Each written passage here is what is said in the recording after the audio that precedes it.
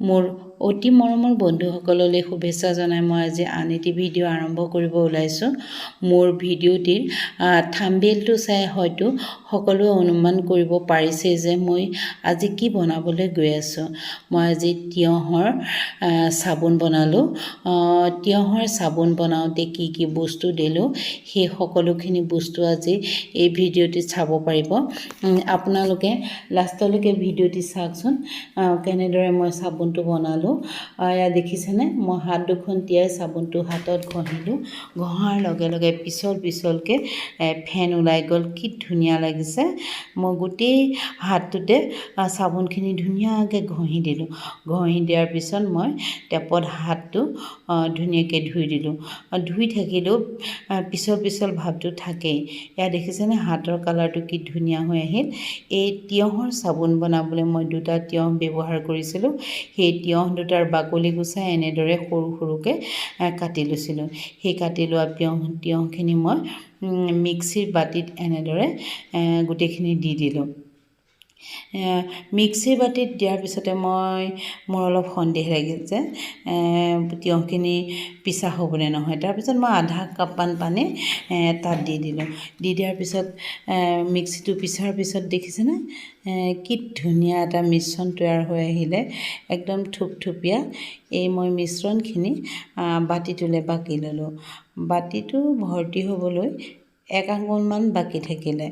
তাৰপিছত সেই মিশ্ৰণখিনি মই আটা চলা চালনী এখনত ধুনীয়াকৈ চালি পেলালোঁ। হাতেৰে মই ধুনীয়াকৈ মিশ্ৰণটো ঘঁহি চালিলোঁ।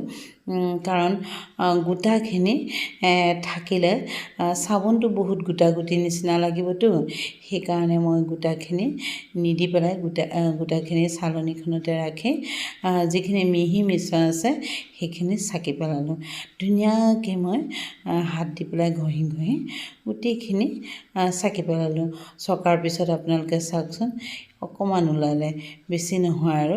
তাৰপিছত মই বাতিটোলৈ বাকি দিলোঁ। বাতিটো ভৰ্তি হ'বলৈ 1 আঙুল 1.5 আঙুলমান বাকী থাকিলে এইখিনি মিশ্ৰণ। সেই মিশ্ৰণখিনি থৈ দি এতিয়া মই ফ্লিপকাৰ্টৰ পৰা অনা চপবেছখিনি কাটি ল'লোঁ।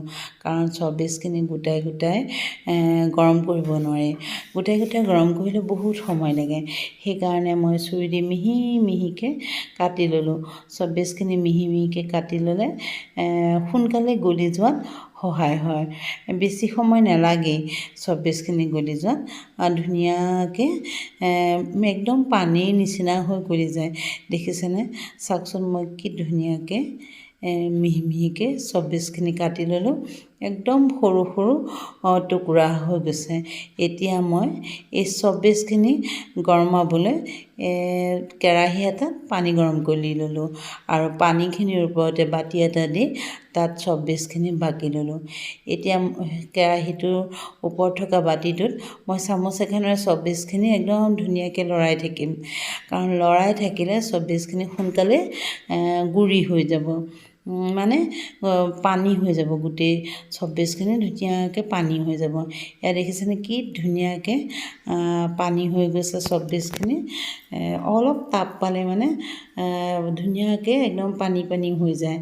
আৰু এইখিনিতে মই সেই যে চাকি লৈছিলোঁ মিশ্ৰণটি তিয়ঁহৰ, সেইখিনি মই ঢালি দিলোঁ। তিয়ঁহৰ মিশ্ৰণটো ঢালি দি মই চামুচ দি ধুনীয়াকৈ লৰাই গ'লোঁ। চাওকচোন মই ধুনীয়াকৈ লৰাই গৈছোঁ আৰু চপবেছখিনি ধুনীয়াকৈ গলি গৈ থাকিব। আৰু চাই থাকিব লাগিব যে মিশ্ৰণটো কিমান টান হৈছে, কিমান ঢিলা হৈছে। মই তেনেদৰে চামুচেৰে মই লৰাই চাই আছিলোঁ। আৰু চপবেছখিনি ধুনীয়াকৈ গলি যোৱাৰ পিছত মই এয়া চাওকচোন সেইখিনি মই এতিয়া কেৰাহীৰ পৰা বাতিটো ডাইৰেক্ট জুইৰ ওপৰত দি দিলোঁ। কাৰণ পানীখিনি তিয়ঁহত থকা পানীখিনি শুহি ল'ব লাগিব যে, সেইকাৰণে মই ডাইৰেক্ট জুইৰ ওপৰত দি ইয়াত দেখিছেনে পদুনাৰ কেইটামান পাত আনি তাত মই সেই মিশ্ৰণখিনি দি দিলোঁ। পদুনাৰ পাত ছালৰ কাৰণে বহুত উপযোগী। আমাৰ ঘৰতে পদুনাজোপা কিবা মৰা নিচিনা হৈ গ'ল। কেইটামান পাতহে পালোঁ। তাৰপিছত মই এনেদৰে সেই পাতখিনি নবটাকৈ এটা এটাকৈ ছিঙি পেলাই মই সেই চব্বিছখিনিৰ পনীয়া অংশটিত মই দি দিলোঁ। তাৰপিছত এয়া চাওকচোন কি ধুনীয়াকৈ ফেনৰ নিচিনাকৈ ওলাই পৰিছে, ধুনীয়াকৈ ফেনৰ নিচিনাকৈ আহি পৰিছে। এতিয়া মই চাবোন বনাবলৈ ছোৱালীৰ ডায়েৰী মিল্ক আনা মৰ্টনৰ এনেকুৱা বাকচ এটা আছিল, সেইটোতে মই অকণমান অলিভ অইল তলত ঘঁহি দিলোঁ। কাৰণ মোৰ ছিলিকন প্লেটখন অনা নাছিলোঁ মই, সেইকাৰণে মই এনেদৰে অলপ অলিভ অইল দি পেলাই বাতি দুটামানো এনেদৰে ধুনীয়াকৈ মুচি ল'লোঁ। এতিয়া মই এই চব্বিছখিনি জুইৰ পৰা নমাই থৈছিলোঁ, থোৱাৰ পিছত তাত মই এচামুচ অলিভ অইল দি দিলোঁ। অলিভ অইল দি দিলে অলপ পিছল পিছল হৈ যাব যে, সেইকাৰণে। আৰু তাতে কি কৰিলোঁ, দুটা ই ভিটামিনৰ কেপচুল ধুনীয়াকৈ পিন দি পেলাই খুচি পেলাই মই ফুটাই পেলাই ধুনীয়াকৈ ই ভিটামিনৰ কেপচুল দুটা মই দি দিলোঁ। আৰু ই ভিটামিনৰ কেপচুল ছালৰ কাৰণে বহুত উপযোগী। এই কেপচুল মানুহে খায়ো, লগতে মানুহে ছালতো ঘঁহে, ছাল, মুখ, চুলি এইবিলাক সকলোতে ঘঁহে। কাৰণ ইয়াৰ পৰা বহুত ধুনীয়া এটা প্ৰভাৱ হয়। সেইকাৰণে মানে ই ভিটামিন দিলে বহুত ভাল চাবোনত। মই সেইকাৰণে ই ভিটামিন দিলোঁ। তাতকৈ বেছি কেমিকেল মই একো ব্যৱহাৰ কৰা নাছিলোঁ। এইখিনি মই অলপ টাব হৈ আছিলে। তাৰপিছত মই সেই মৰ্টনৰ প্লেটখনত ধুনীয়াকৈ অলপ অলপকৈ বাকি দিলোঁ।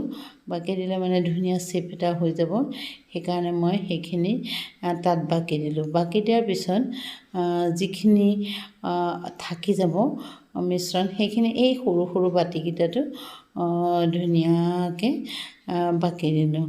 বাকি দিয়াৰ পিছত এই গোটেই প্লেটখন আৰু সৰু সৰু বাতিকেইটা মই ৩-৪ ঘণ্টাৰ বাবে ফ্ৰিজত অলপ ঠাণ্ডা হ'বলৈ দিম। ফ্ৰিজত ঠাণ্ডা হ'বলৈ দিলেহে মানে কি হয়, চাবোনখিনি অলপ টান টান হয়। নহ'লে চাবোনখিনি টান টান হৈ নাথাকেতো। পাৰিলে ফ্ৰিজত ঠাণ্ডা হ'বলৈ দিব লাগে। তাৰপিছত পাৰিলে অকণমান ৰ'দত থ'ব লাগে। থ'লে মানে চাবোনখিনি বহুত নিকপকপীয়াকৈ টান হৈ যাব। মোৰ আৰু অলপ বাকী আছিলে, সেইখিনিও মই কি কৰিলোঁ, এই বাতিকেইটাত, এইকেইটা টিফিনৰ বাতি আছিল এটা বা দুটা গুড ডে বিস্কুট অনা বাতি আছিলে, আৰু এটা হ'ল চাবোন, সৰু চাবোন, বাচন ধোৱা চাবোন অনা বাতি আছিল। মই যিখিনি বাকী আছিল সেইখিনিও মই এই চাবোনৰ বাতিকেইটাত ধুনীয়াকৈ দি দিলোঁ। দেখিছেনে? এয়া মই ফ্ৰিজত থোৱাৰ পিছত উলিয়াই আনিলোঁ। ওলাই অনাৰ পিছত এনেদৰে হাতেৰে অকণমান অকণমানকৈ দিয়াৰ পিছতে ওলাই পৰিল। কি ধুনীয়া চাবোন দেখিছে? একদম মানে বহুত ধুনীয়া লাগে গাত ঘঁহি। কিন্তু এই চাবোনটো মানে গোন্ধটোহে মই ওলাবলৈ, বেলেগ কোনো গোন্ধ থকা তেল বা গোন্ধজাতীয় বস্তু দিয়া নাছিলোঁ, সেইকাৰণে চাবোনটোৰ গোন্ধ ওলোৱা নাছিলে। বন্ধুসকল, মোৰ ভিডিঅ'টি ভাল লাগিলে আপোনালোকে লাইক, কমেণ্ট আৰু শ্বেয়াৰ কৰিবলৈ নাপাহৰিব দেই।